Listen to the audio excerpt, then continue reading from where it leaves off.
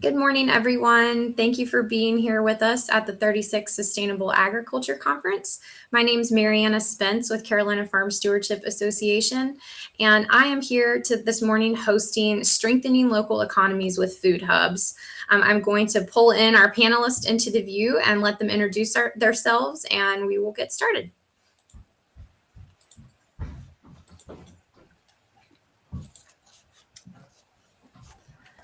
And I'll kick it off with Kana Miller, who's with CFSA, our local distribution coordinator. Yeah, thank you. Hi, good morning, everyone. Thank you so much for joining us.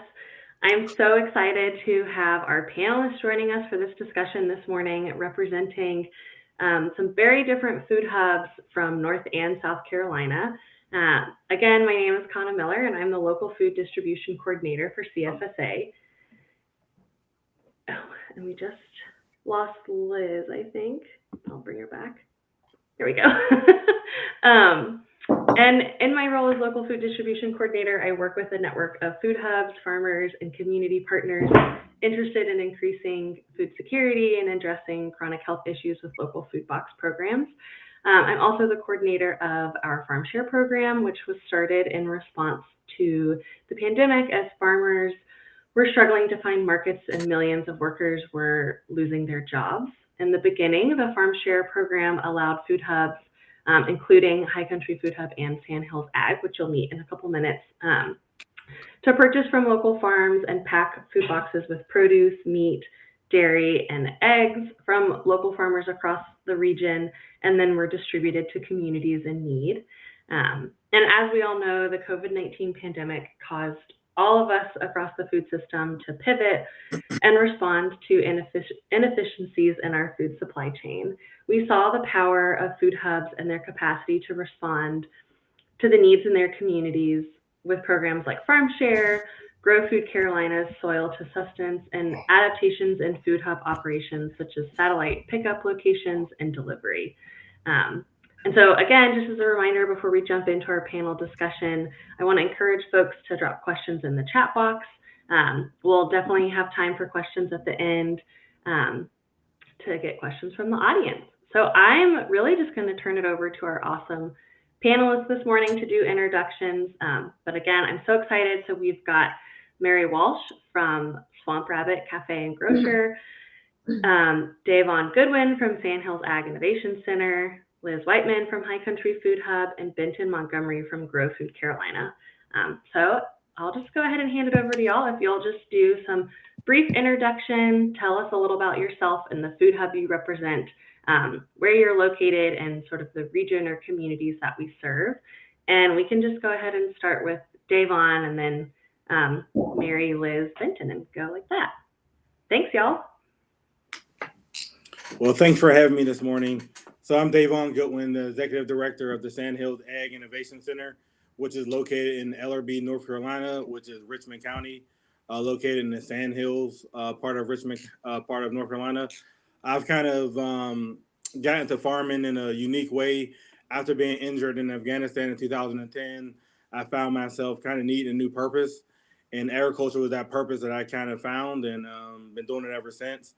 I'm also a first-generational farmer as well. Me and my wife own OTL Farms, which is located in Laurinburg, North Carolina, which is a 42-acre farm.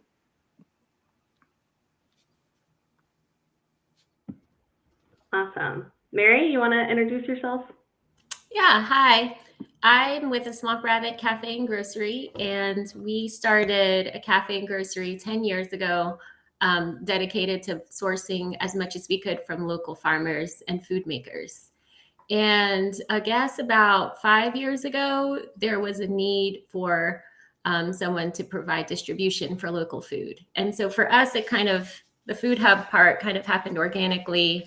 No one was really doing it, or no one was able to do it successfully. And so when another startup food hub in our area went out of business, we had all these restaurants calling us to see if we could get their cheese for them or get their veggies for them. So we started the business of making a list and wholesaling things. And so we've been doing it, and it really helped supplement our existing buying for our cafe and our grocery.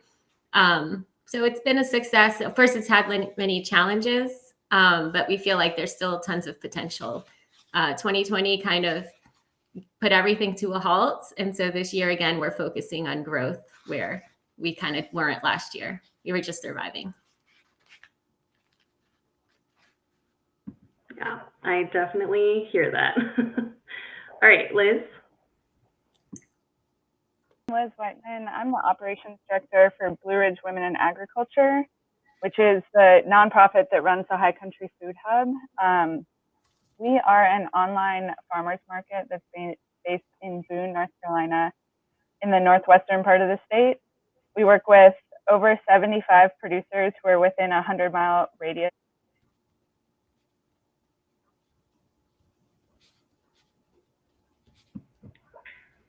To process their animals on the mountain in the county that we're located in. So we had stories of farmers who had like 15 to 20 chest freezers on their farm. So we installed some walk-in freezers, started renting space, and then had a lot of inventory and tried to figure out a way to get that market. So we have been in operation for about 5 years now, and this year have launched satellite pickup locations in addition to our regular pickup location in downtown Boone. So I'm sure I'll talk a little bit more later about how COVID has impacted us, but we've done a whole lot of growing in the last year, and it's been challenging and exciting. Thanks. And last but definitely not least, Benton. First, I want to apologize for running a little bit behind. I'm very, very sorry about that. We are a little shorthanded today, like I feel like probably everyone here is all the time. But my name is Benton Montgomery. I'm Director of Operations at GrowFood Carolina. We are based in Charleston, South Carolina. And we are a nonprofit food hub that was kind of created out of the Coastal Conservation League with the mission of keeping as much farmland as we could in the state, actually farmland. It's been very exciting. We're celebrating our 10th year this past August. And so it's been a wild ride. We service, we have a wonderful relationship with Mary in Greenville and love that market, as well as Columbia, Charlotte, and Savannah. And I said we'll get into this further, but it's been quite a pivot from the with COVID and how we've kind of done our operations, and the growth has been interesting. We're actually moving into a new building, it looks like, in the next year or two. So that's very exciting as well. But thank you very much. Yeah, well, really, I want to thank each of you for being here again, because I know that the work never stops, like on a farm, and the same on a food hub. So we really appreciate you being here. And yeah, I'm excited to just jump in and start talking with y'all. I'd love to I think if we can get a little more into detail about each of your operations. So I've got a couple questions, but you can just we'll just go in whatever order, just pop in, I guess.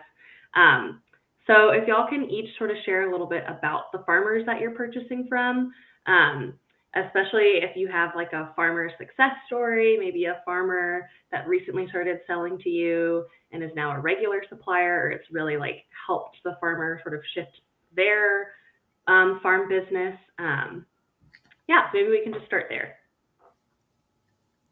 I could start with saying that GrowFood was really instrumental in us becoming a food hub because it opened up our ability to buy all these things from the Low Country. And we know when they started making the trips to Greenville a few years ago, it couldn't have been worth it.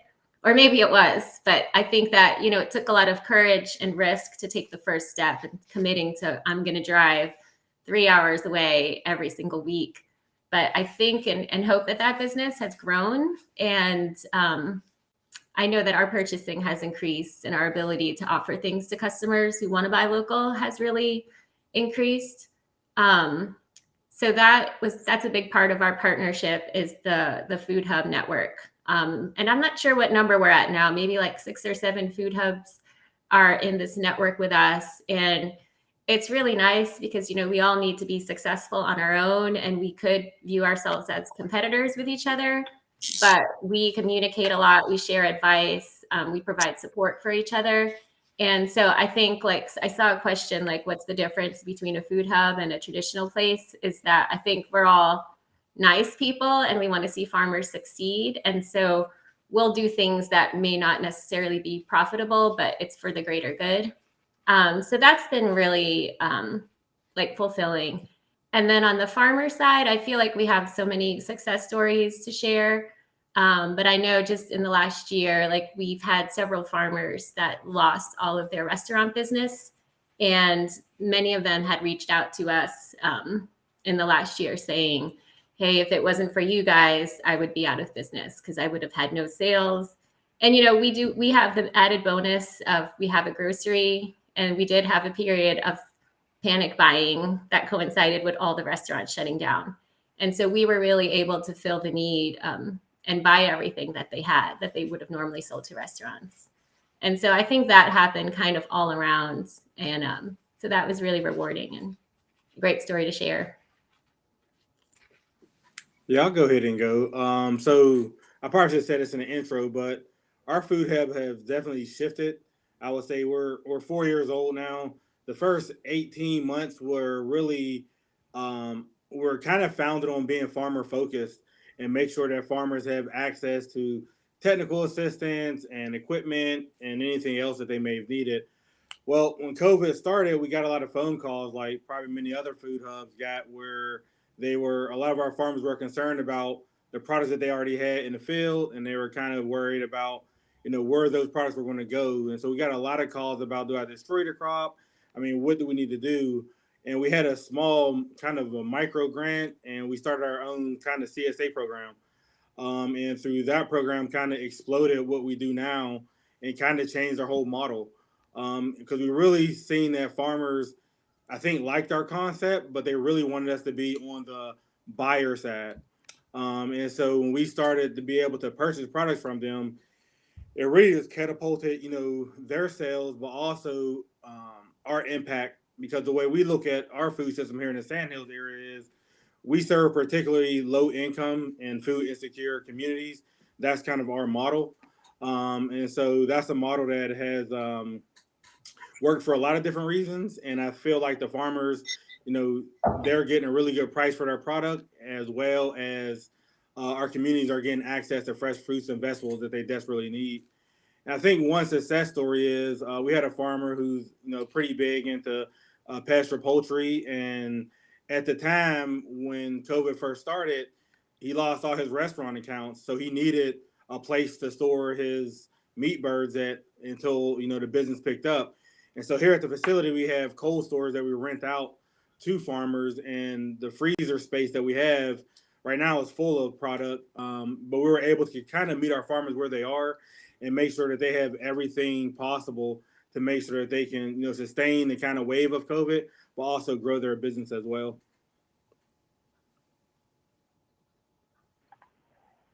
Yeah, it sounds like we up in the high country have a pretty similar story to everyone else who's on this panel. We are a little bit different than other food hubs in that we never purchase product except for, sorry, I'm at the airport. It's going to get a little loud. But we don't purchase product. We just provide the platform for customers to be able to purchase product from farmers. So we intentionally have kept the barriers to our market channel really low. We require that farmers have product liability insurance, and that's pretty much, and a meat handler's license, and those are pretty much the only requirements. But same as with others, we saw a huge influx of farmers looking to sell their products through our market channel when COVID happened and their restaurant accounts dried up or farmers markets closed. So we were lucky to have those systems already in place to be able to support them when there were no other options.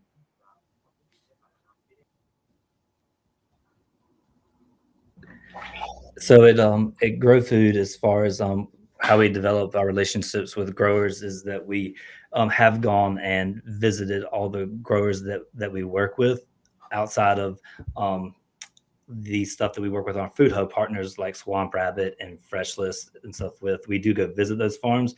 Otherwise, we rely on our food hub partners to have kind of sourced that product and kind of vetted them for different growing practices and that sort of thing, so we can communicate that stuff to our customers. And so with the Head Start program is what we are currently working with now, where we are building boxes for the 13 different schools in the Charleston County School District.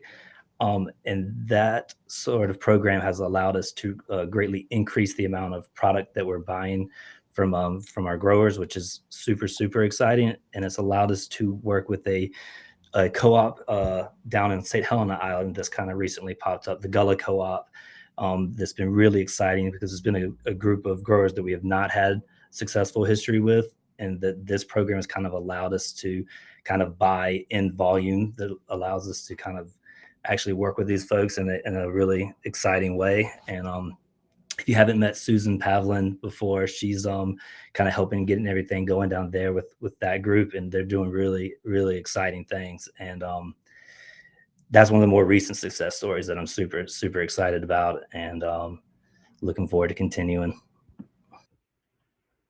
Yeah, that's awesome. I love that you mentioned the Gullah Co-op. They were a part of a session with Roland McReynolds yesterday, the farmers working together. He talked with them. So definitely check that out if you didn't get to listen to it yesterday. And Benton, I'm glad you kind of brought up, how you like work with farms and sort of do some vetting and visit farms. That's a great segue to sort of the next question I was wondering about of, do you all visit farms when you're looking to find farms to supply to your hub, whether they're a new farmer you've never worked with before, or do you regularly do some sort of like annual visits or sort of check-in?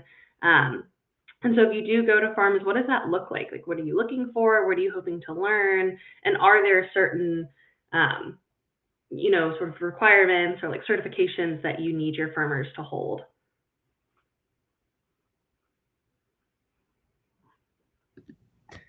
I can jump in there with that one. So we do have a farm coordinator on staff, Rebecca Watson, who does a wonderful job. And so it's kind of a mixture of things with the farm visits. We do that initial visit before we start to bring in any product.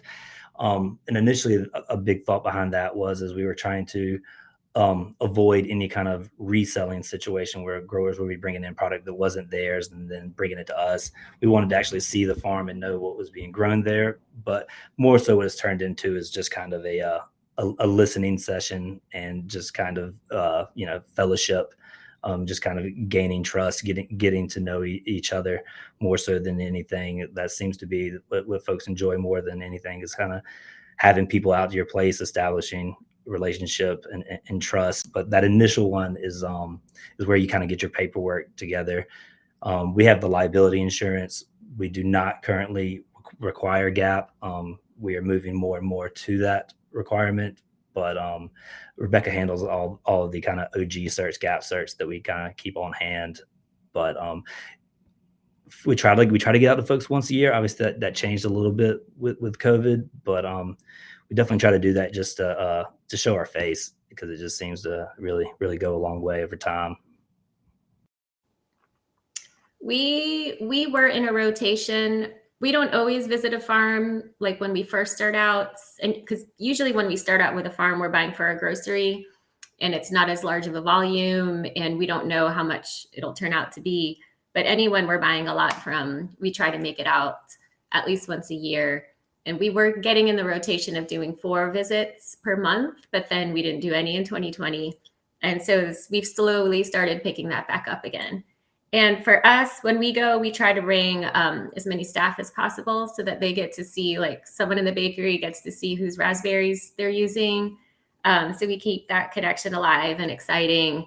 And then we also do social media when we visit. And an element of that is it's very rare, but it has happened to us in the past where we were buying from someone who turned out wasn't growing all of their things.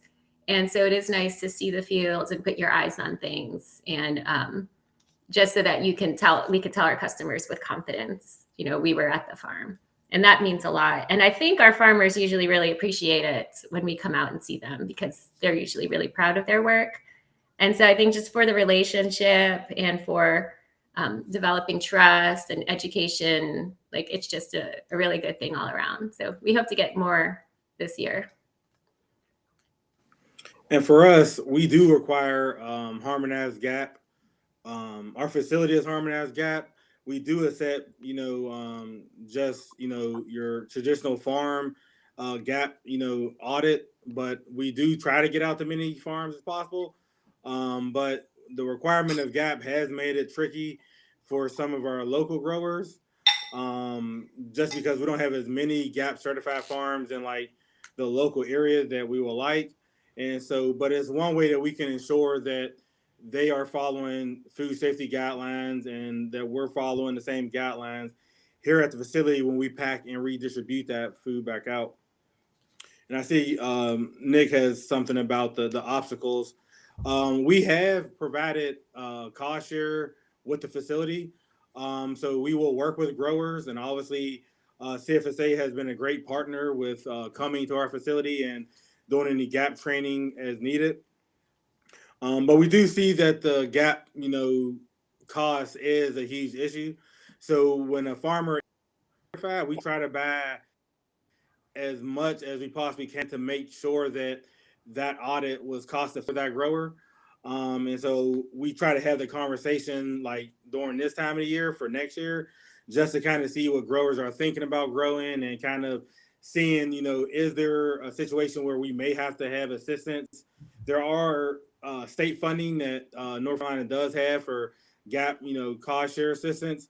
But if there is a situation where we may have to step in, we're more than willing to do that just to make sure that that grower sees the benefit. But the gap certification is something that at first we wasn't doing it, but as we move forward, into our programming now, it's something that I think the end consumer likes the fact that we follow so many stringent policies and rules just to make sure that the food is as safe as possible.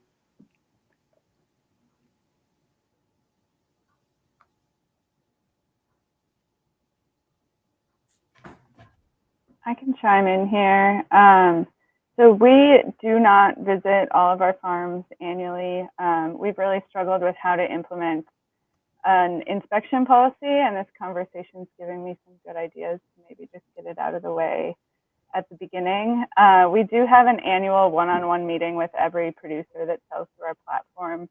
So that's an opportunity for us to talk to them about their plans for the future, their crop planning, their happiness or dissatisfaction with sales through our platform. So that's a really important time for us, for our staff, to get face-to-face time with all like 80 or so producers that we work with.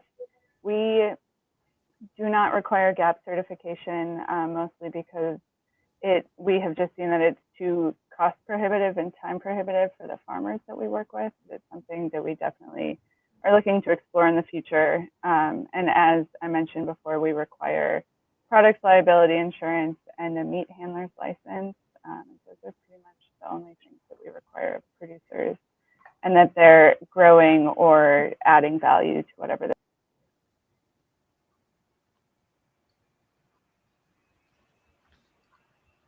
Sorry to be problematic, Kana.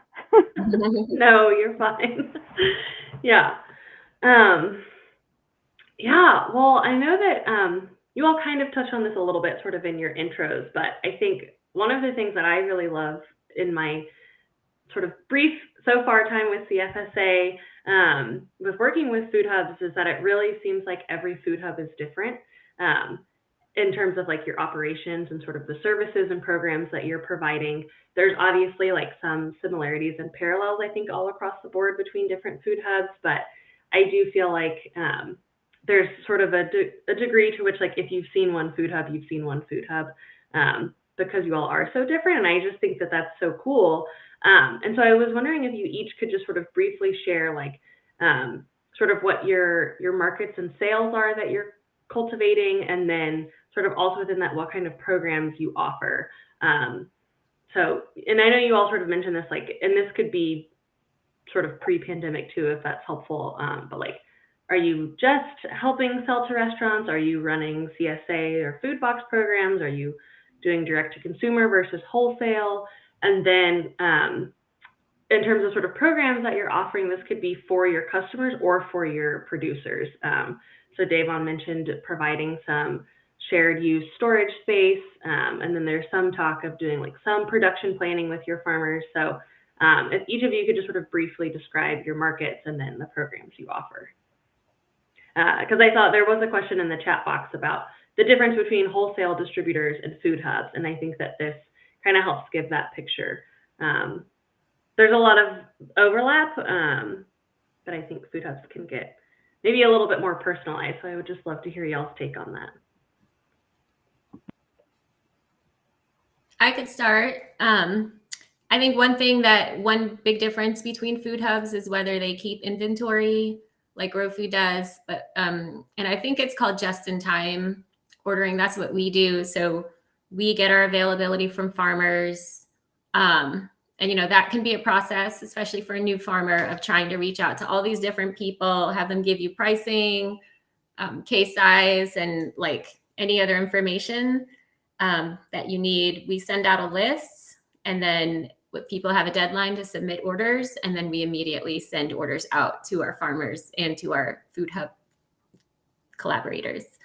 And then all the stuff has to come in on time, and then we aggregate it all accordingly, and then we go and deliver on Thursday and Friday.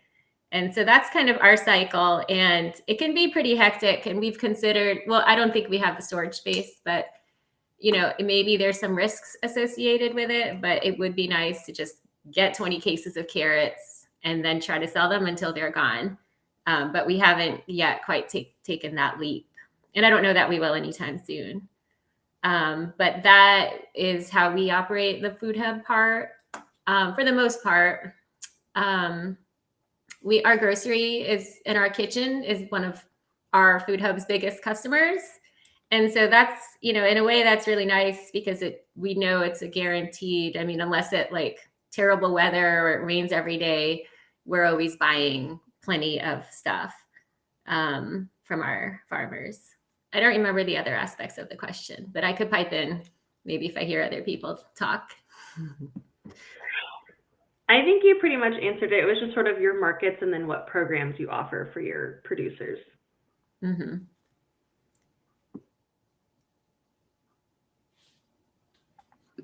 So I can speak to the High Country Food Hub. We think that we're pretty unique and that we do almost all of our sales are direct to consumer. So as I mentioned before, we don't take possession or we don't purchase from farmers. Basically, our platform serves as a way for farmers to advertise their availability. Customers purchase through our platform, and then producers deliver only what has been sold that week.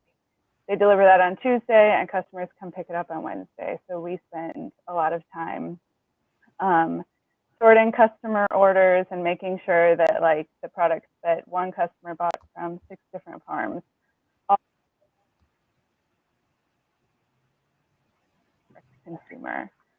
We do work with some restaurants and are working to increase our ability to do that. And part of that is providing training to a lot of our, especially beginning farmers who haven't done wholesale before. So that's just education about how to package things, pricing, and trying to facilitate those connections.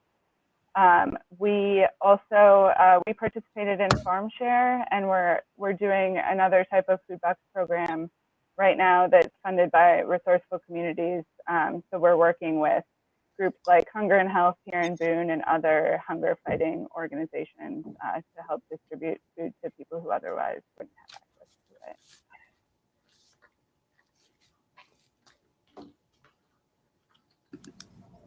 to it. Oh, go ahead, Davon. Oh, okay. Yeah, so our programming is very unique. So we kind of focus strictly on food insecurity. We don't sell to any other accounts versus restaurants or anything like that. So we pair with different communities that are kind of doing the work already within the food insecurity realm, and we provide fresh produce to them. So kind of every week, they kind of will send us how many boxes they want, and each box is kind of the farm share model. Kind of, they get about 5 to 7 different fruits and vegetables, and the week prior, before we do any of the boxes, we'll give them a list So it's very customizable. So each community is very different. They will get a list of what's available from the farmers that we're working with, and they will pick and choose um, what they want in the box and kind of the quantity that they want of each item, and we kind of go from there. The one thing that is prevalent in the Sandhills area of North Carolina is poverty. So our whole model is making sure that our community has the access that they deserve, and so we look at our food box from a dignity standpoint.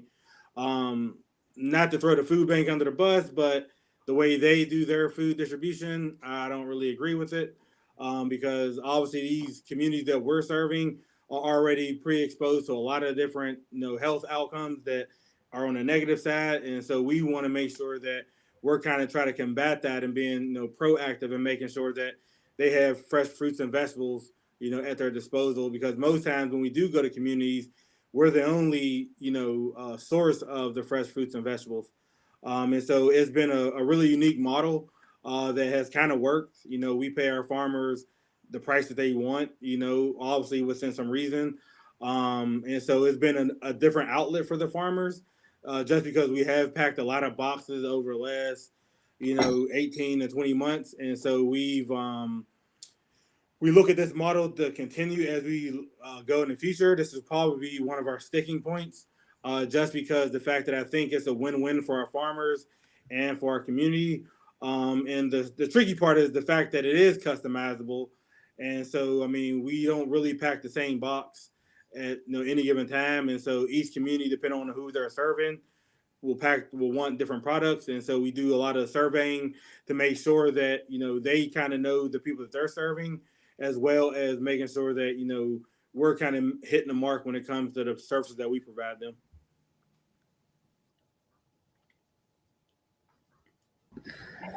All righty.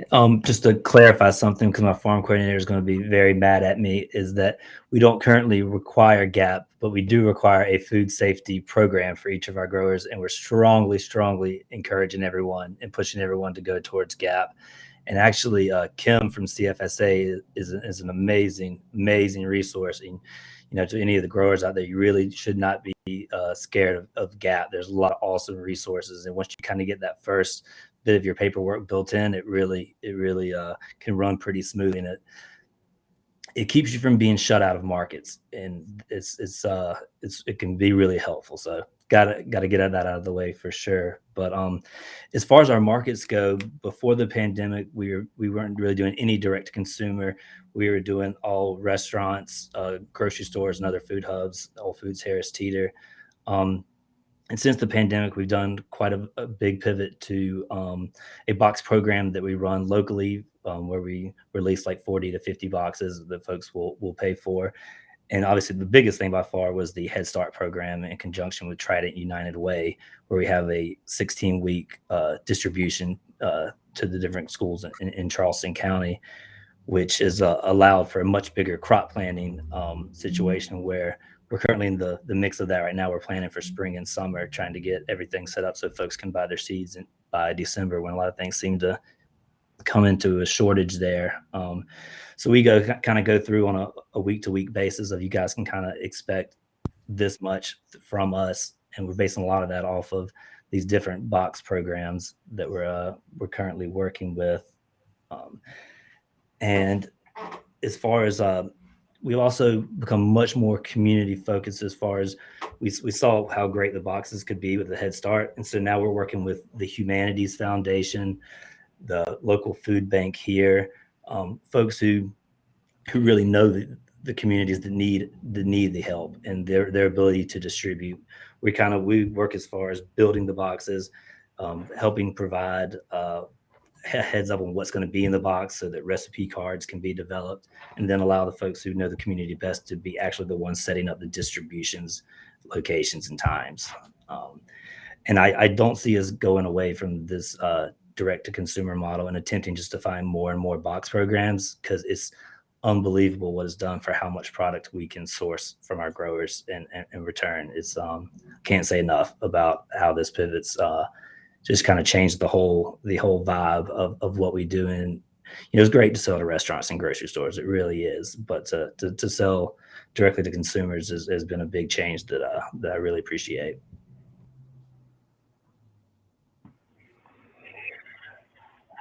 Yeah, that's so great to hear all of that. And I think that's a really great, all of that sort of a good segue to my next question that I was wondering about.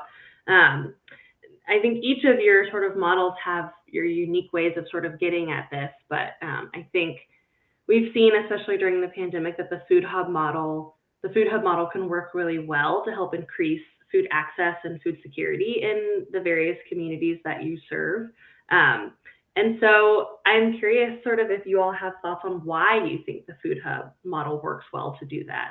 Um, yeah, and sort of maybe if your individual food hubs have um, your own sort of working definition of food insecurity, or like what you're sort of how you're approaching this work.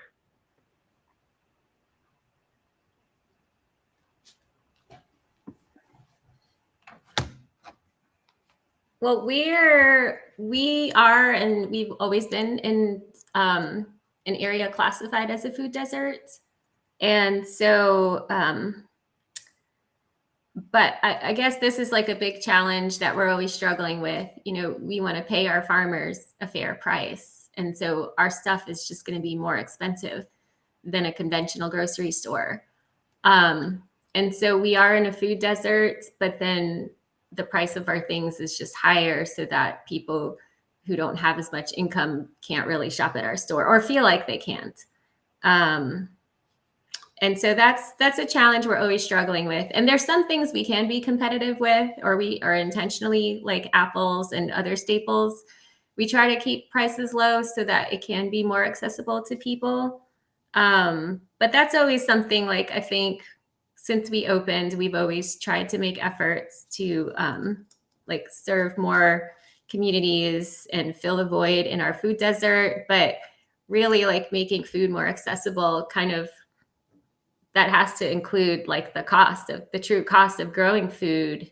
But you can't compete against something grown in Mexico, where, you know, workers aren't paid fairly, and just so many other factors. And so that's something we've always struggled with, and we continue to struggle with. And I think you always see news articles about food deserts and connecting local farms with, you know, people, underserved communities. And we really care about that, and we're passionate about it. But it's hard to match that with also, you know, a lot of our farmers are poor. Like, they have full-time jobs and they're trying to make a living farming. We've seen farmers go out of business because they have families to support.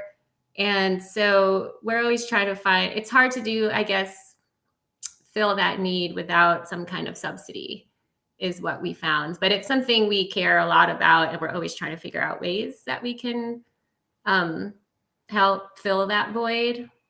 And so I'd like to hear what other people say about it. But that's just something where I think a lot of people struggle to make the connection of, like, you need to keep our farmers in business or they won't be in business anymore. So we need to pay them a good price, but we also want to help communities be healthier and get good food to them. And I guess for us, since this wasn't our, first like model for our food hub, I've always been into trying to figure out how do you grow really good food and also make sure farmers get paid, but also make sure the communities outside the farm have access to that produce. And it is tricky because obviously, good food has a cost. And for us, there's a lot of grant writing involved in this, obviously, to make sure that these box programs that we're doing is funded. But we look at it too, and just from my own personal take, since I'm a producer as well, to me it means a lot to make sure that my community has access to the best that we can produce, and there is a cost to that. And for us, it's not my God-given right to tell people who has the right to eat and who doesn't. And so for me, a lot of the work that we do is maybe not always, profitable on the food hub side, but, to make sure our farmers get paid and also to make sure that, we're increasing access is kind of like our mission here, and it's something that, it's tricky, but I think, the work that we've done in the last, 20 months have kind of shown that it's possible. Obviously, it does require the grant part to make sure that this is kind of subsidized to a certain extent, but we look at it as kind of like preventative health. If I can make sure that my community has access to, the fresh fruits and vegetables that, are right there next to them that they may have not had a chance or maybe couldn't see how they can get into that food system, that's what we're going to do. And so it's been very interesting to see just the outpouring of the community as far as the fact that they are receiving this box, and that we don't do a call box, we don't do that. All of our products that we're going to put in a box is going to be a number one, because like I said before, there's dignity that comes with this. And just because you're food insecure does not mean you should have anything less than the next person who may can afford that. So for us, it's making sure that our producers are on the same page too. And I think for our producers, it means a lot to them because they're making sure that their neighbors are being fed. And a lot of times, and we're not giving the farmer less money. We pay well above wholesale, because we don't feel like farmers should have to donate product to their community. They should get paid for the work that they do. And so it's very, obviously, if the grants went away, it would be, obviously tricky to do this. But I mean, I look at it from our standpoint as like the food hub. I feel like food hubs are important in this realm because the fact that we can aggregate, redistribute, repackage, we have the light processing capabilities here. And so for an area like the Sandhills that, a lot of the communities don't have access to this, it's a big deal. And I think as we explore this model of, how food hubs and aggregators can meet their communities where they are, I think that a lot of more work and good work could be done with this. Actually, I forgot to mention this, and I don't know about the other groups here, but we are not a nonprofit, and so that might separate us a lot from the other groups here. And so, we pay all of our employees a living wage, and we just started offering health insurance. And so we need to make a profit to make sure that we can sustain that. And so we have gotten grants before, but it's by no means something we plan on. We don't have that as a focus. We don't have a grant writer. We don't have fundraisers.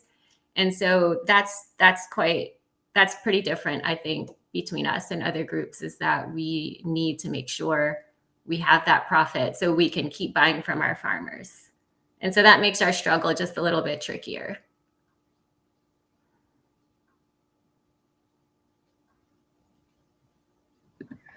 No, that's a great point. That's something that at GrowFood, our affiliation with the Coastal Conservation League, gives us a kind of built-in advantage in some of these ways. Of they have a grant writer on staff that's allowed us to access money for these types of programs, as well as a donation or a base of donors that have worked alongside us to give us funds to buy products for certain box distributions, kind of in coordination with our partners at the Food Bank and Humanities Foundation, Enough Pie, and other local groups.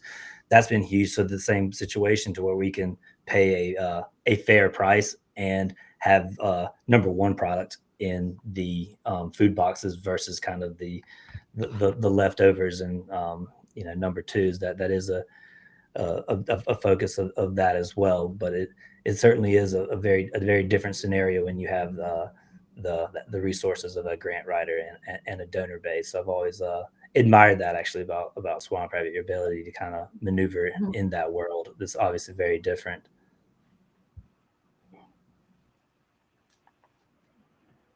So we are a nonprofit and do have a grant writer, which really helps us.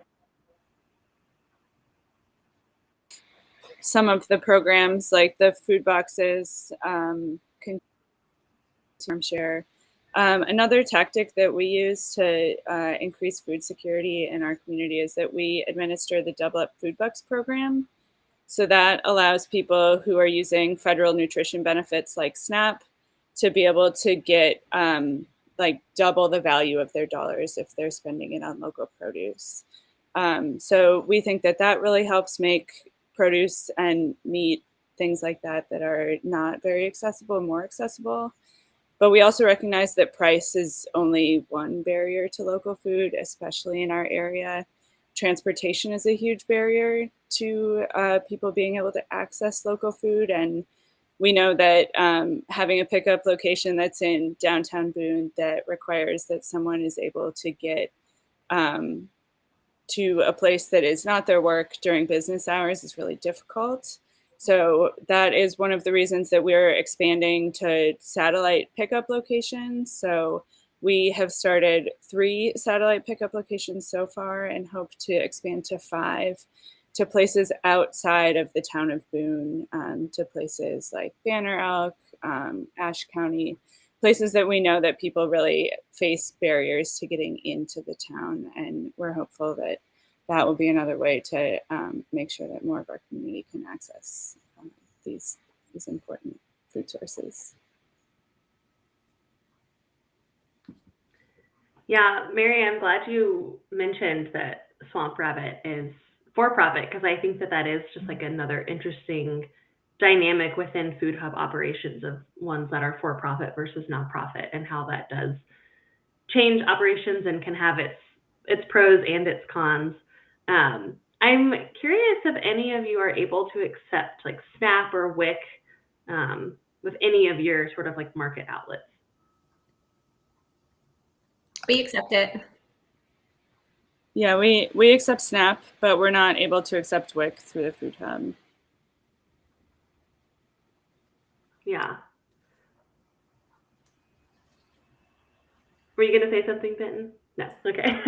No, I was just thinking, because we need to obviously look into that, but with our direct consumer purchasing being just the boxes there, we do not have that set up yet. But that's something I will definitely see what we can do something about that. Yeah.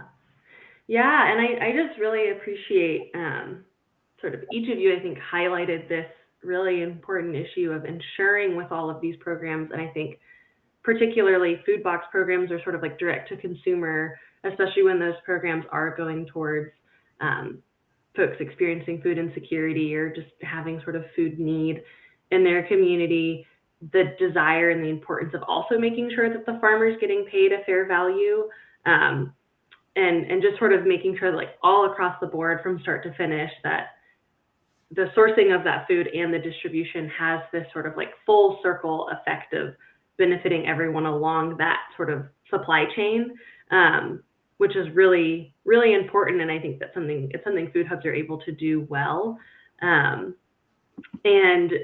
I think we saw it with the farm share program in North Carolina. That was a big priority for us, of making sure that farmers were paid a fair value for their food. And we were able to do that through,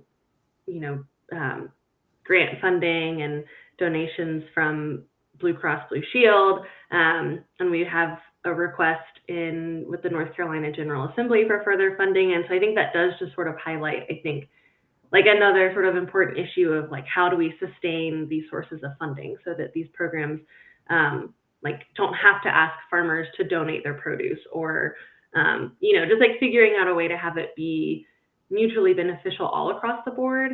So being able to get that food to the people who need it in a way that makes sense for that community, while also making sure that the farmers are still able to have a living wage and like sustain their livelihood.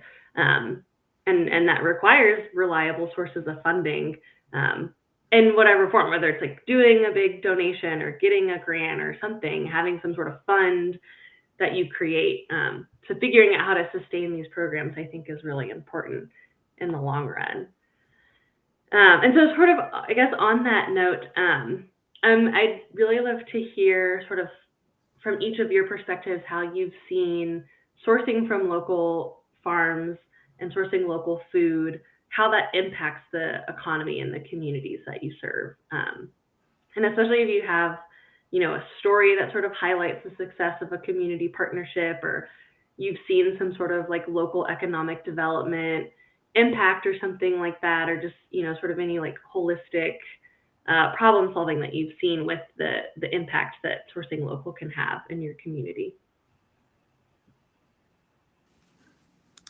I'll go ahead and go. I think for us, sourcing local has been a big deal for our community. Obviously, in our community, our farmers are aging out a lot quicker than we can replace them. And so the fact that we're able to keep some of these farms going a little bit longer, to kind of extend that runway, because we're able to, buy and purchase, their crops is a big deal, And I think, as we move forward, one of our goals here is to try to figure out how we increase, farmer capacity, and how do we get, new and beginning and, farms of color into our distribution model, and the way that we're able to do that is the fact that we spend so much on, local produce. And so I think that buying local for us, just for here in Richmond County, has been a big deal, because we don't have a lot of producers, and especially producers that are GAP certified. And so the fact that we're able to, work with the farmers that we have, it's been a huge benefit. I mean, last year, during, the month of December, we almost bought out a whole farm's, produce they had available. And I meant a lot to that farmer, because he didn't really have the outlet for it. I mean, he grew a lot, but he didn't really have the purchasing set up as much. And so when we're able to, kind of go to a farm and able to give them a fair price, I think it just makes our local agriculture, that much more robust. And as we look to the future, our whole thing is trying to figure out, okay, how do we stop the farm loss, and also, get new farmers in a pipeline. And so being able to, give farmers a fair price, locally, has been one of those ideas that, we have and we'll continue to try to do. I guess bigger scale, I think that we've grown to have a really great community. Like, we're responsible for at least 6 marriages, because people met at our store either through work or customers. And, they come and they hang out because they run into their farmers, they run into their neighbors, and even family members. And so that community aspect of our business, I think a big part of that is, like, I always joke that, if you shop there, it's fine, but Costco has no soul, and it kills communities because it's just a giant parking lot, and you want to get in and out. And in our place, I think people come and they are just happy to be there. It's a good experience. And I think a large part of that is our mission to buy from farmers, and you could put a face to them and all of that. And then I just thought of this anecdote, is we had a goat farmer and goat milk, and she several years ago was going to go out of business, or she was just going to give up. And so she told us and sent a really long email. We called her, and because, when the goats stop producing for a period, a few months every year, they just have no income. And so we told her, like, please don't stop, because there were very few people doing it. And we have a lot of customers who really depend on goat milk. So it's in really high demand. So she came and she worked for us for about 3 months during the slow season. And then when that was over and the goats started producing again, she went back to her farm. And now, like, several years later, she's still in business, and she's selling to other people too. So I think, like, that multiplied by, 100 every year, there's just little impacts all around, economically and, like, community wise. Oh, that's such a great story. And I had to jump in, because whenever I'm passing through the Greenville area, I always make a point of stopping at Swamp Rabbit, and it totally has, it's like such a happy place. Thank you. And the trail, the like bike trail, walking trail is so fun, but yeah, it definitely has sort of a like community feel. And I don't even live there, but it feels like welcoming and a fun place to be. And, like, this is another side note, but when we opened, our mission was to buy local, but someone mentioned transportation as a big barrier to people being able to access foods. And so it was really important for us to be safely accessible, not just by car, but also by bike or by walking. And so for us, getting a spot on the trail was, like, very new at the time, and it was, like, kind of a neglected part of the county. But that was really important. My mother, she has a license, but she doesn't really drive. She's a terrible driver.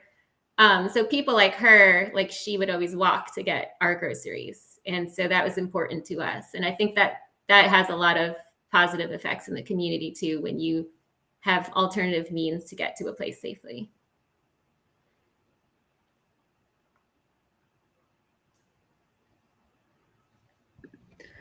So as far as local impact, we've kind of noticed here recently as word's gotten around about some of the box programs that we're participating in, we've had our two local hospitals, the MUSC and Roper hospitals, reach out to us about developing programs that we're getting ready to announce one soon. And we've already been working with Roper for a few months now in their diabetes prevention program with the box building.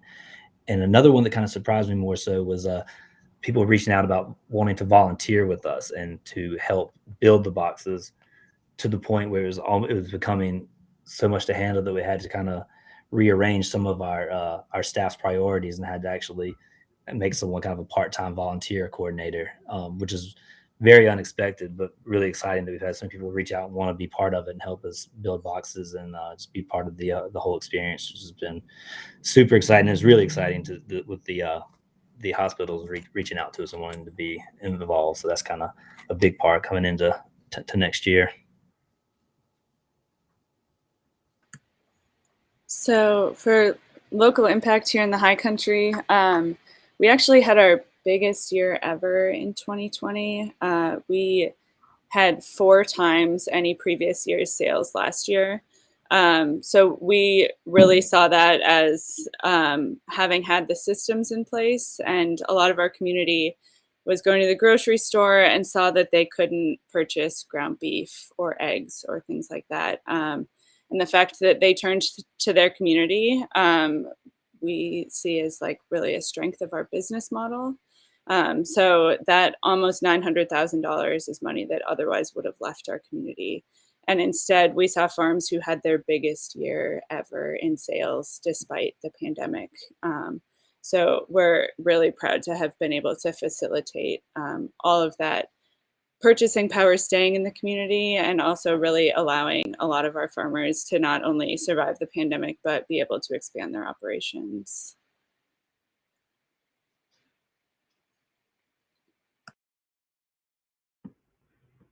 Yeah, I always love hearing y'all talk about just sort of your experience and what you were able to do during the pandemic, because I think it's pretty incredible and really does do a great job of highlighting like that local impact that food hubs can have. I know you all have each touched on this. I think we're at a point, I feel like at least, where it's really hard to just talk about like life and not mention the pandemic anymore. But I'm just curious if any of you had anything else you sort of wanted to add about just generally how the pandemic affected your operations. I think that we saw that food hubs were able to really quickly pivot and respond to a lot of the inefficiencies we were seeing in our larger, like, global food supply chain, and played a really crucial role in providing support to local producers and also like meeting demand of longtime customers, but also new customers, like Liz was just sort of mentioning. And so you've shared a little bit about what y'all have done during the pandemic, but just if there's anything else that you want to add, or any sort of significant impact it had on the operations, or if there's just sort of, like reflections on why you think food hubs are able to be so, can pivot so quickly, or just like how they play such an important role in our local and regional food system.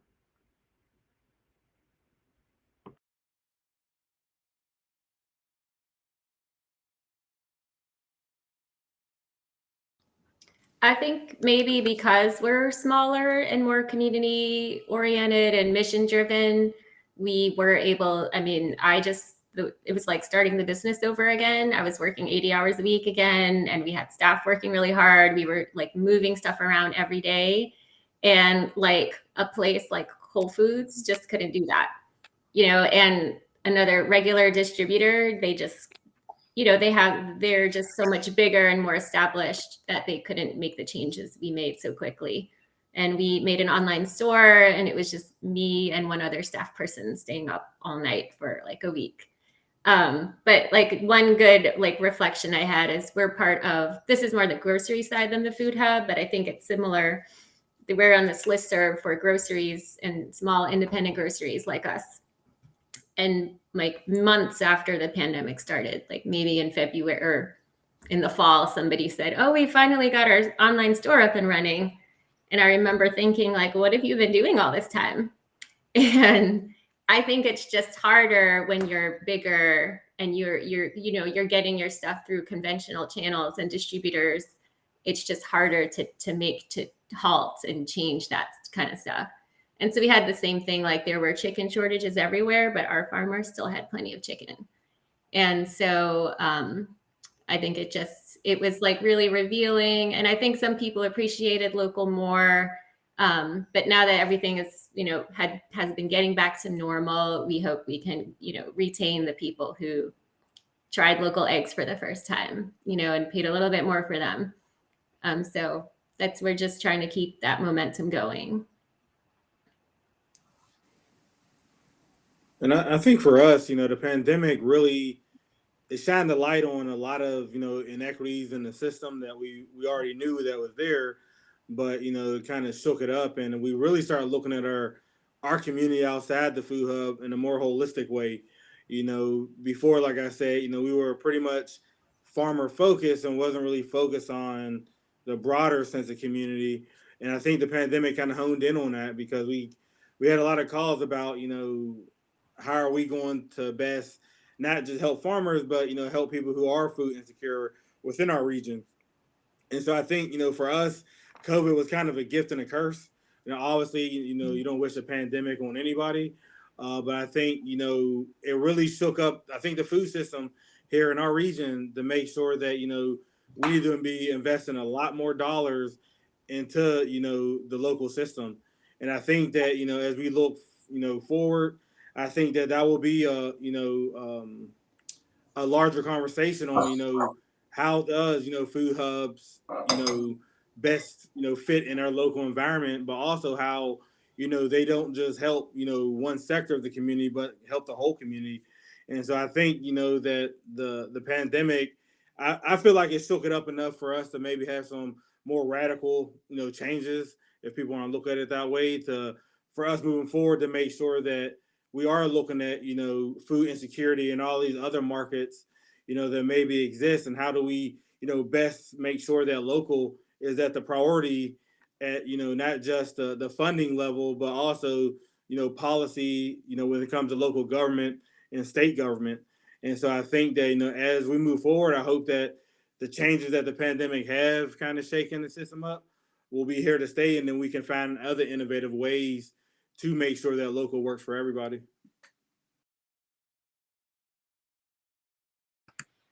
Yeah, I really echo what Mary was saying, that we had a lot of the systems already in place. We essentially already had an online store. So a lot of the farmers markets that were moving to online types of models that was what we were already doing. People were already able to shop from their couch essentially. And I really think that's a testament to not only us having just been a little bit ahead of our time, but also being able to be really nimble, having had those relationships with farmers. So they knew that if they couldn't sell all of their spring mix to a restaurant that they trusted, that they'd be able to sell it through our channel as well. And we too hope that we can keep some of those people that came to us during the pandemic, and hopefully they've created habits and realized the value of local food and supporting their neighbors.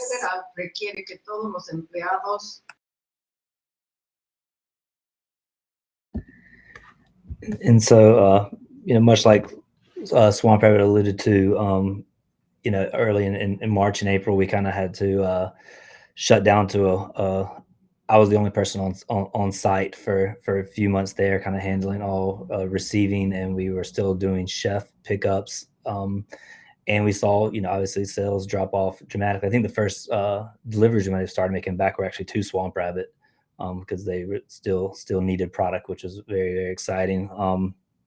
And it was very scary. It was very scary, the position we were in, until we kind of pivoted to the direct to consumer and the box programs and started putting our efforts around how do we develop some programs that we can, get money directly from consumers, but we can also entice some companies to purchase boxes, and as well as rally donors.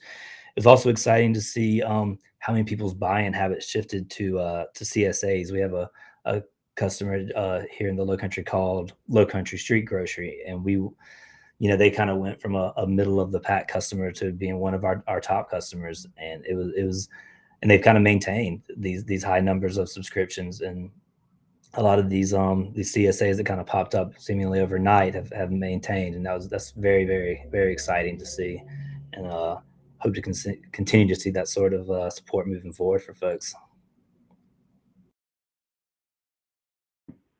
Yeah, and we'll make sure to drop links to each of your websites in the chat, so folks want to check you out if they're in your area, they can find you and support you, in various ways.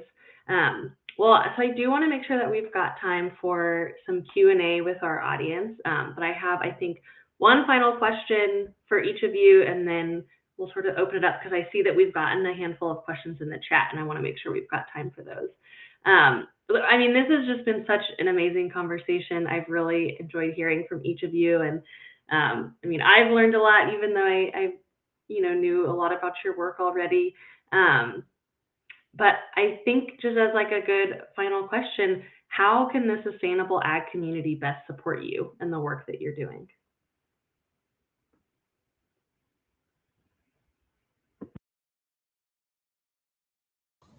I think we'll use it as a resource for so many different things. And sometimes it's even as simple as like, I need collard greens, and we'll send out and use the listserv.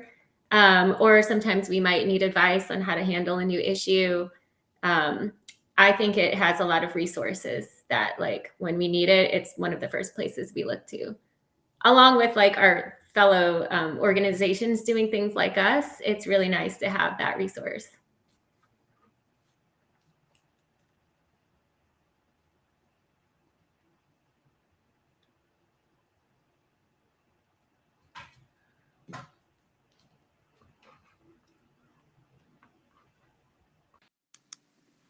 And I think for us, just continue the conversation, of how the whole sustainable movement can be more instrumental, in the food hub world. I think the listservs are great. Obviously, that has a touch for us to be able to see what local products available, but just figuring out how, as a community, we can kind of bring our resources together, whether it is funding or it is volunteerism, how we can all, as a community, solve our own problems and not look all the way towards the outer to solve them. And I think that's the one thing about sustainable agriculture, is that, people are involved in sustainable agriculture for a lot of different reasons, other than, obviously sometimes monetarily, so I think that's something that I've love the community about, the fact that you're in it for the right reasons. And I think, when you have that approach within a sustainable agriculture community, I think a lot of good work can come out of that.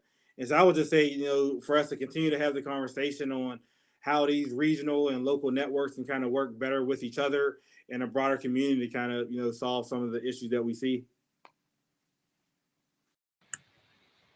Yeah, I want to echo what Davon just said. We're always looking to share knowledge, and we're always like looking to our peers to problem solve and try to figure out what the next step is. So Blue Ridge Women in Agriculture has really depended on the community to like share that knowledge, and it's been great that people are always willing to share their experience and to help each other out, and appreciate that in place of competition. There's really like an atmosphere of that we're all in this together.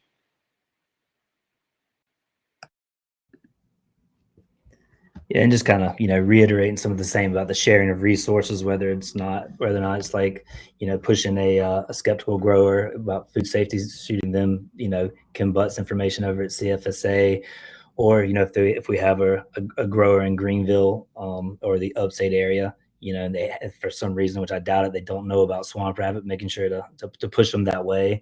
And just going out of your way to communicate, to make things easier for the growers, transportation wise, and just bandwidth wise, as far as there's a fair amount of resources out there, and pointing them toward them when you get the opportunity.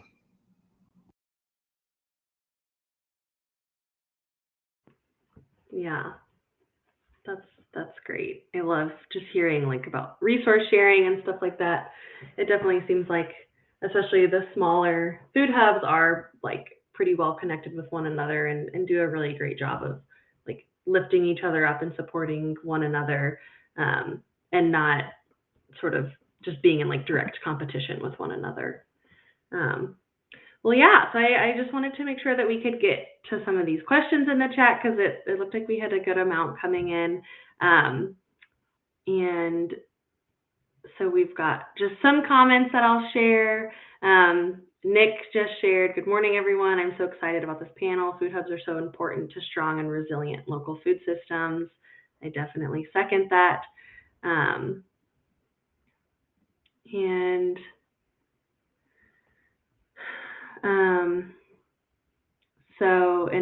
I know Davon addressed the question about GAP certification. So I guess for North Carolina folks, potentially, but also South Carolina, if y'all know, we've got a question from Mike asking, do you know of any food hubs that work with beef farmers in Randolph County, North Carolina? We're 60 miles west of Raleigh, 85 miles northeast of Charlotte, and 30 miles south of Greensboro.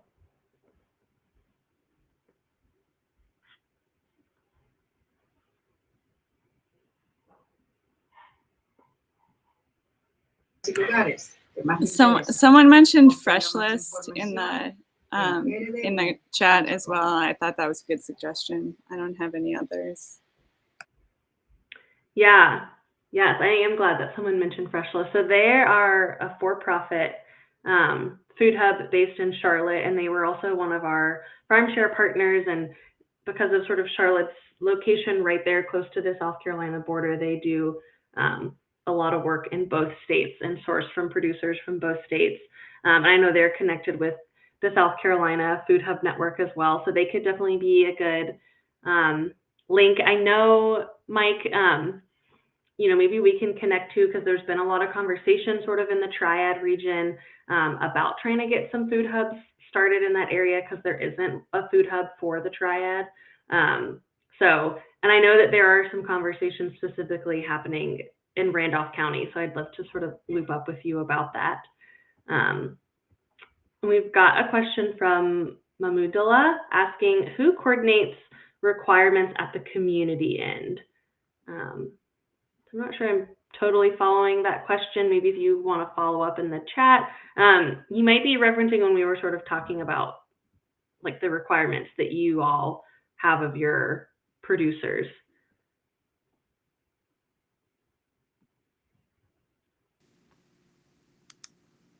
And I know, Benton, you mentioned you were a farm coordinator. Oh, sorry, Davon. Oh, go ahead. I was just saying, I know that Benton says they've got a farm coordinator, so maybe that's sort of who helps with that stuff. Do each of you have sort of a person on staff who that's sort of dedicated for is doing more of that outreach work? Yeah, so for us, I'm the only full-time employee that we have. And I have 2 part-time guys who help me. And so I kind of do everything. So from the community outreach part to the coordination with growers, that's kind of my role. And we kind of work with resourceful communities. It kind of helps us develop our, community partnerships throughout our region. We have a lot of faith-based partnerships that we have where we provide, CSA style boxes to different church food pantries within our region. And that's something that, was a new thing for us this year. But yeah, it's my job to we have where we will bring in our community partners and kind of have a tour of our facility, kind of go over how we do our invoicing and kind of how, they can purchase, if they wanted to add different things in a box, they can. So for me, being a one-man show, that's kind of, my role.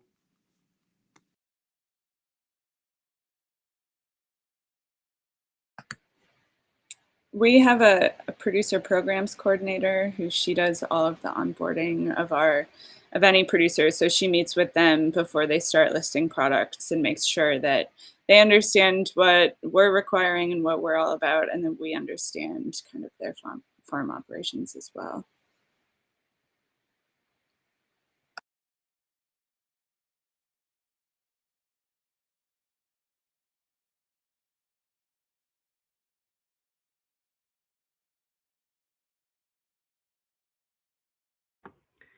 All right, so we got another question from Laura.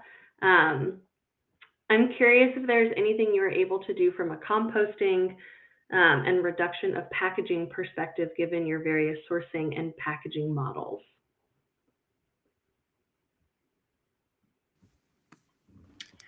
We pay a service to collect our Atlas Organics, and they pick up organic waste and turn it into compost that they then sell to many of our farmers. And then packaging is really tough because you're really not supposed, from a food safety perspective, you're not really supposed to reuse packaging. And so that's been a challenge for us as we've grown, as we've had farmers who will bring stuff and they want their containers back and they want to reuse them. And of course they do. But, you know, if that's just not something, it's not a good practice. And so we do everything we can, but we are pretty limited from the packaging perspective. Yeah, I agree about the packaging situation being a big issue or a big obstacle that I'm hoping we'll be able to find more solutions to in the future.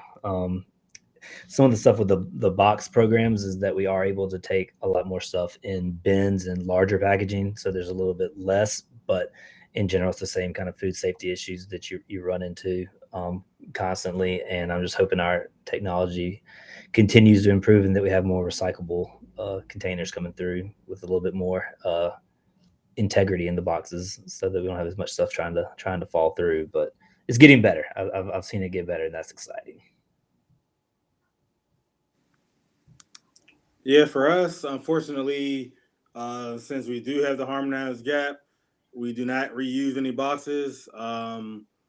Our local county waste, they don't have the capabilities of recycling the boxes, and so that is bad. And the fact that we use wax coated boxes is an issue where they don't really have the capabilities of breaking down the wax before it's able to be recycled. So I mean it's a problem that we see, and we have looked at um, different ways. I mean, obviously, right now corrugated is extremely expensive, and that we spend a lot on boxes, and we have thought about different ways that we can try to figure out the waste system, because we don't want to um, increase the waste that's already out there. But at this point, we haven't really found a really good solution. I mean, we would love to go to plastic and be able to get the containers back and sanitize them and re-put them back out, but that's really not cost effective. And so we haven't really found a good way to look at the recycle part.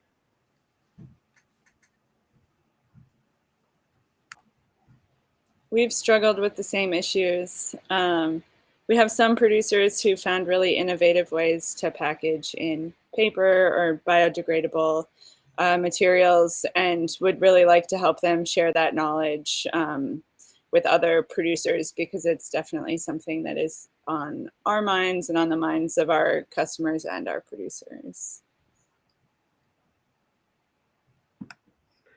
Yeah. All right, so then we've got another question here. The pandemic indicated just how important food hubs are and the need to strengthen our local supply chains. What are the biggest needs that you have that would benefit from public funding?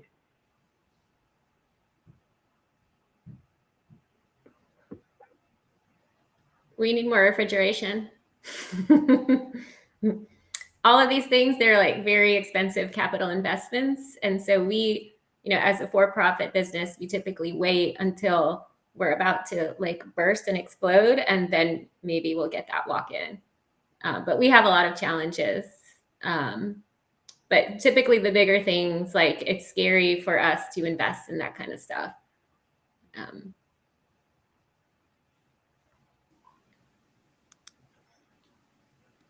Yeah, we kind of have some of the same needs. I mean, obviously, we would love to be able to have more refrigeration and, maybe be able to expand, the facility to a certain extent, as we, grow our model.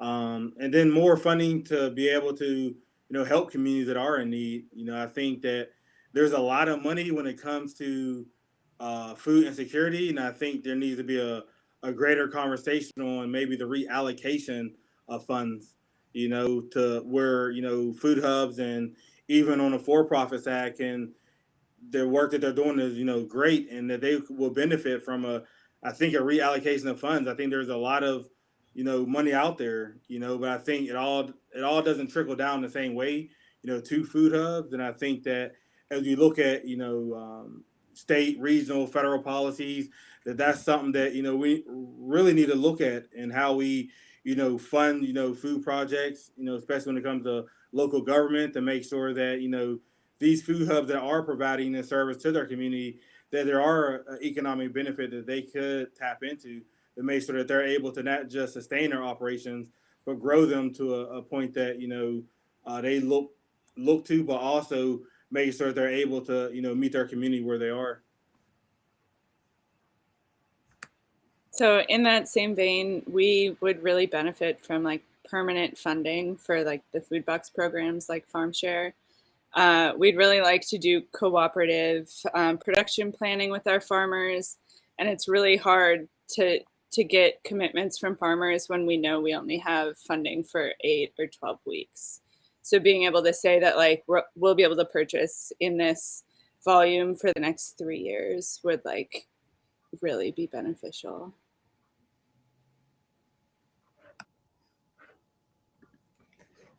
And something I know that would really help out a lot of our growers would be kind of some public DHEC certified kitchen space where folks would have the opportunity to process, to can, to freeze a lot of their excess during certain times of the year. It's something that's an idea and been tossed around for a long time, but I have not seen executed quite yet. And I know that's something that we would love to see funded.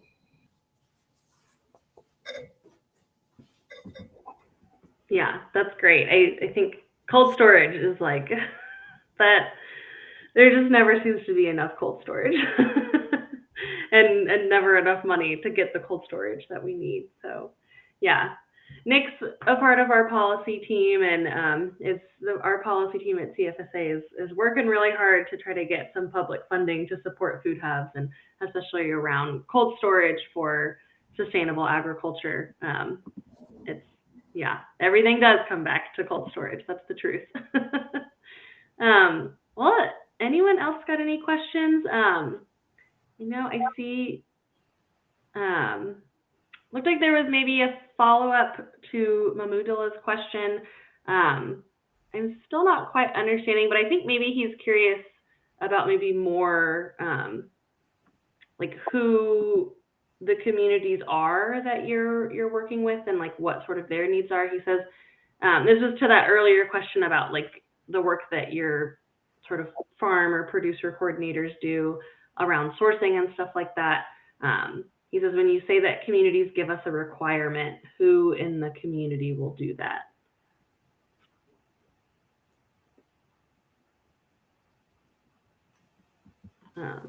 And I know we might need more information to answer that question, and I'm sorry, I just didn't want to leave them hanging there.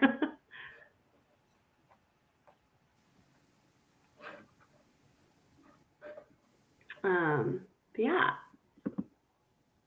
If there's any other questions, let's definitely feel free to drop them in the chat. Mary, did you want to say something? Yeah. No. Okay. Well, yeah, I mean, I think another thing that I'm really interested in, I think, all of you are sort of definitely on the smaller side, and with our farm shared network, a lot of the food hubs that we partnered with were sort of smaller food hubs. And I'm curious just to hear a little bit about sort of the relationship or maybe dynamic with larger food hubs or sort of aggregators and wholesale suppliers within the Carolinas, and what sort of that relationship looks like, and if you ever feel in competition with them because they have more buying power, or if you sort of view yourselves as like kind of doing your own thing and it's a different realm. Yeah, for us, I mean, we do work with, like Fresh Point Raleigh, they will send us their local list, what's available, and that's been a way that we're able to work with producers all over the state, because for us, we may not always have the order potential for somebody to drive 3-4 hours. So to be able to put it on one of their trucks for us to be able to get it has been something that has really opened up our grower profiles, in a sense, that we're able to get stuff further east of us and in the mountains. We're able to source in higher volumes, and so kind of every week, Lauren Horning will send out her local list, and it's also a way that we've been able to increase working with different BIPOC farmers, just because that a lot of them, it's not very cost effective to get to us, and so if Fresh Point is ordering a lot from them, we're able to kind of make it work, and so that's one way. I think we don't look at being in competition with them, because obviously, I mean, they're a gigantic, corporation, but they have been able to, work with us in a capacity that I think has not just been beneficial for us, but also the farmer.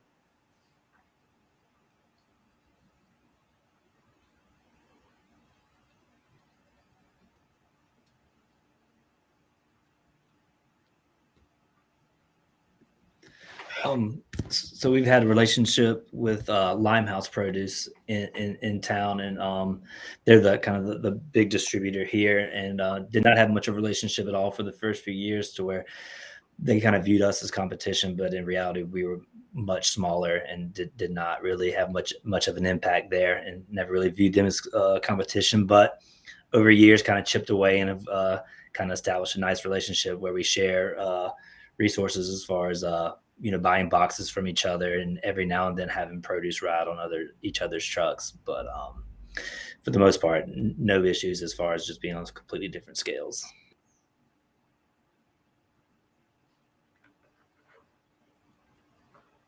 Yeah, same here. We don't really, I think our scale is so low. And we, in the past, we've just actually worked with Sen. It's supposed to happen today, that they're supposed to be bringing us some stuff that we coordinated with the farmer, and we're paying them a fee to pick it up. In the past, it's been really hard to connect with them, or we've started conversations that kind of went nowhere. But maybe, again, the pandemic might have changed some of their views, because they've just seemed more easy to reach and coordinate with.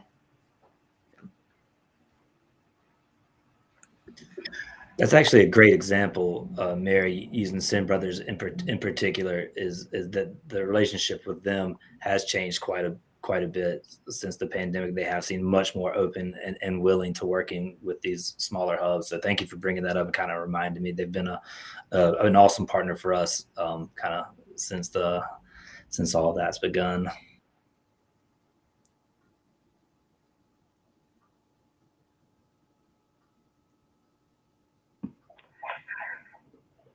Yeah, well, I think we're just about at time. So I just want to thank you all again so much for taking the time to speak with us. And I think we got some really great questions and just a really awesome discussion. I really enjoyed just hearing more about the work that each of you are doing. And I know I mentioned we dropped links to each of your websites in the chat, so if folks are in your area, they can support you. But we also dropped in links to the South Carolina Food Hub Network, which I know both GrowFood Carolina and Swamp Rabbit are a part of. And so if you're in South Carolina, you can check that out to see other food hubs in the area if you're wanting to learn more or support your local food hub. And then similarly, there's also a North Carolina Food Hub Network that supports smaller nonprofit food hubs. And both High Country and Sandhill are a part of that. So you can see some other food hubs across the Carolinas. This isn't an all-inclusive list. There are certainly other food hubs as well. But I think those are two great starting points and are both really supportive networks to our panelists today. But yeah, thank you so much. I really appreciate it. It's been great chatting with y'all, and I hope that everyone enjoys the last few days of the conference. Thank you. Thank you. Thank you very much.